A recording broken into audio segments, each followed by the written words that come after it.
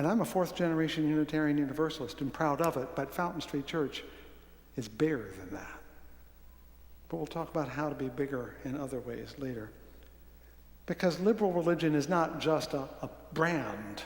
It exists wherever people's minds are free and seek to be free. It exists wherever souls yearn to grow as well as to be saved. It exists wherever people walk their prayers, as Abraham Heschel did on the Edmund Pettus Bridge, who literally changed the world by living through their faith. And so every January I call myself and I call you back and ask, how will we do that now?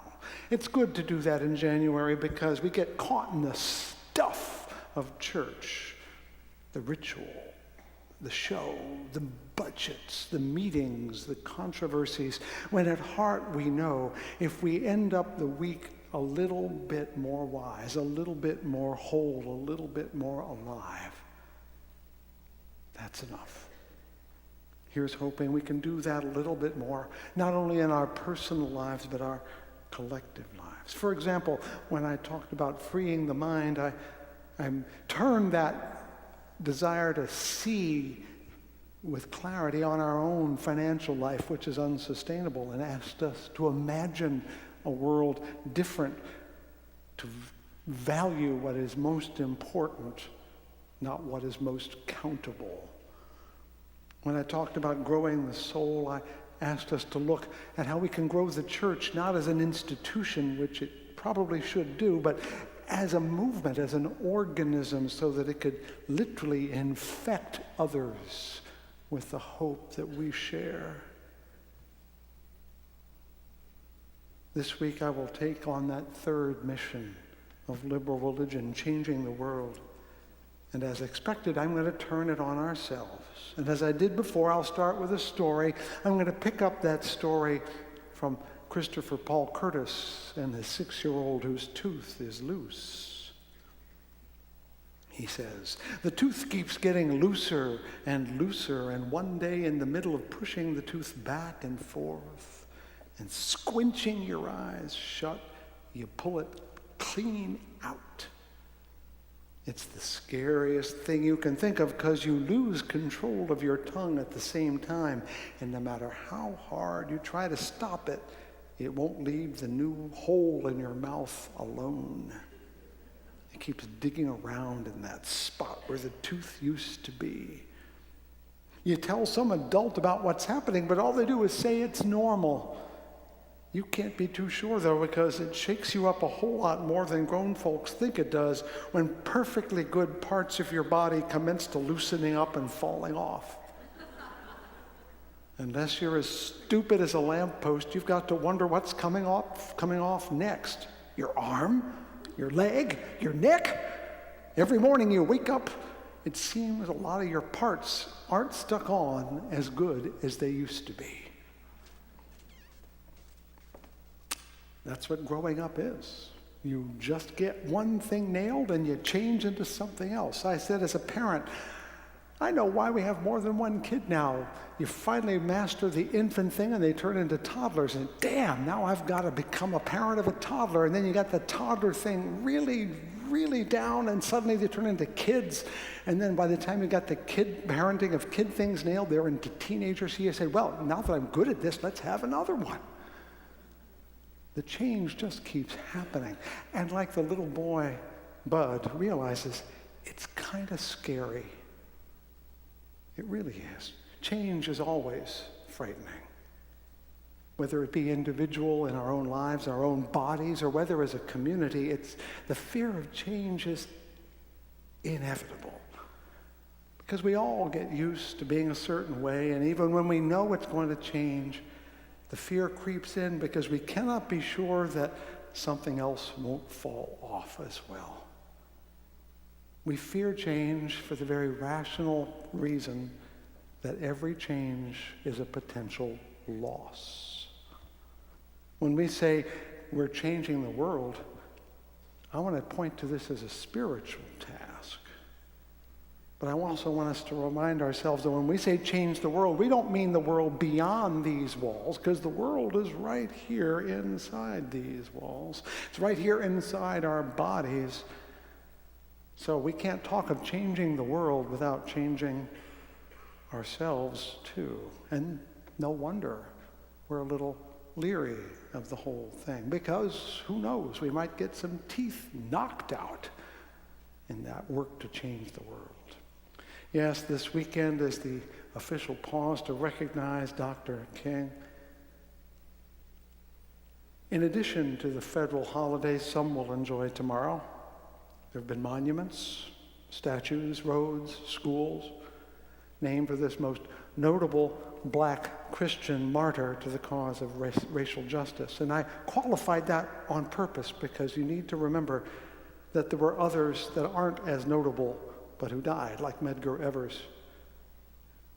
And he's just one. And there were not only black folk but white folk. Just James Reeb was one of them, but Viola Liuto, who was driving a car in Selma, pulled over by Klansmen because there was a black man in her car. She was literally shot in the head in her car. And she was a white woman from Detroit, Michigan.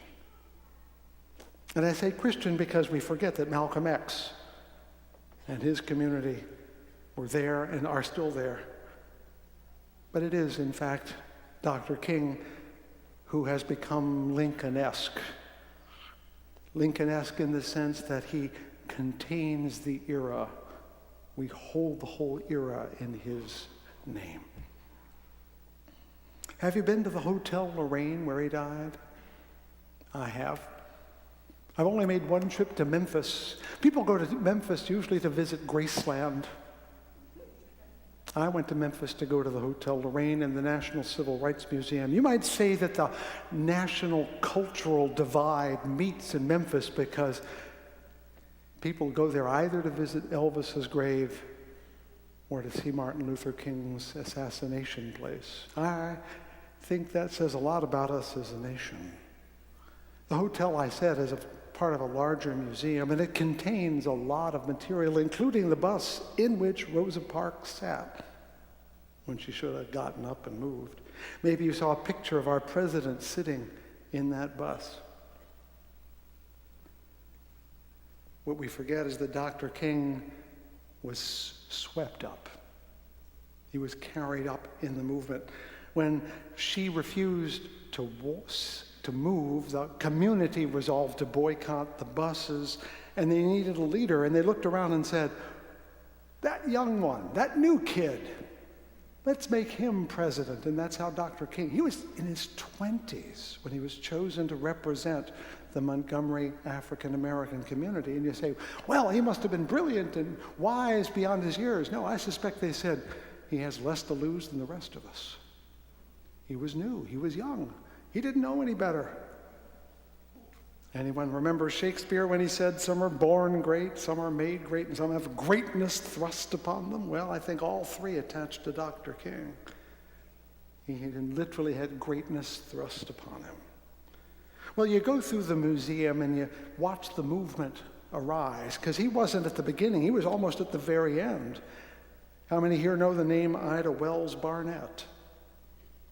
I see a couple of heads. Most of you should nod them. She stood up for and reported on lynching for 20 years before the NAACP got organized, and then she joined them, and 10 years later came the National Urban League, and some years later came Brown versus Board of Education. And the museum makes it very clear that Dr. King was not a Moses who went to get the people, but the people were already on their way and they needed someone to speak for them.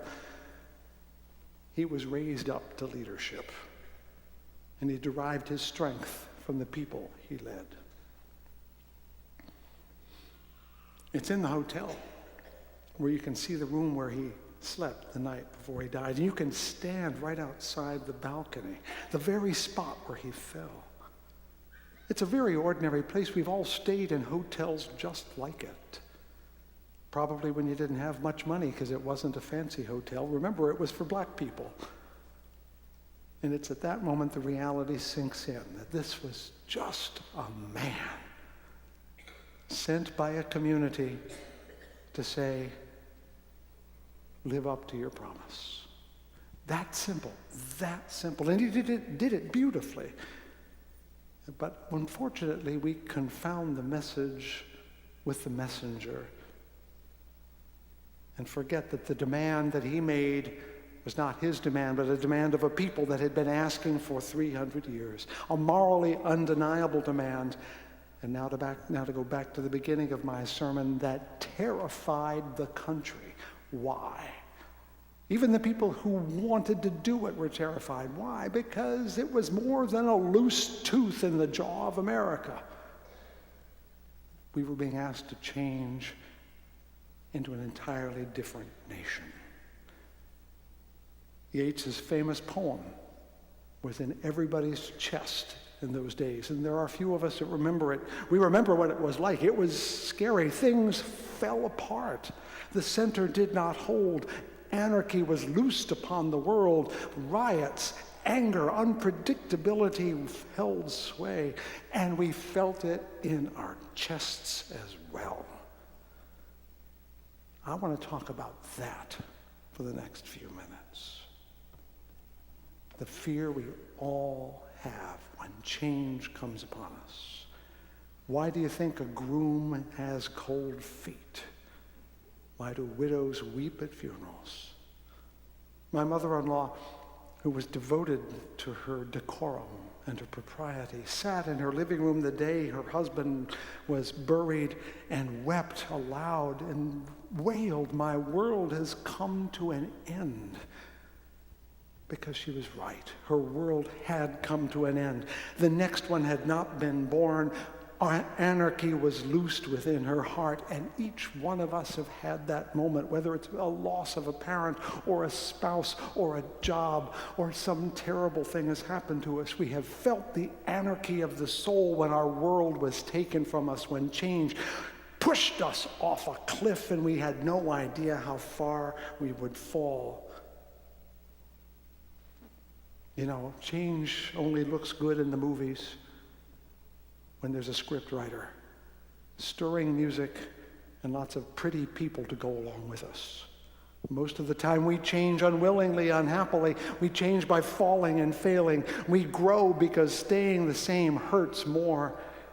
And we rise up and protest because we can no longer tolerate our own inaction. We do it as a last resort. We people, we humans, all of us, including everyone in this room, would rather endure every devil we know than risk having to make some court with a new devil.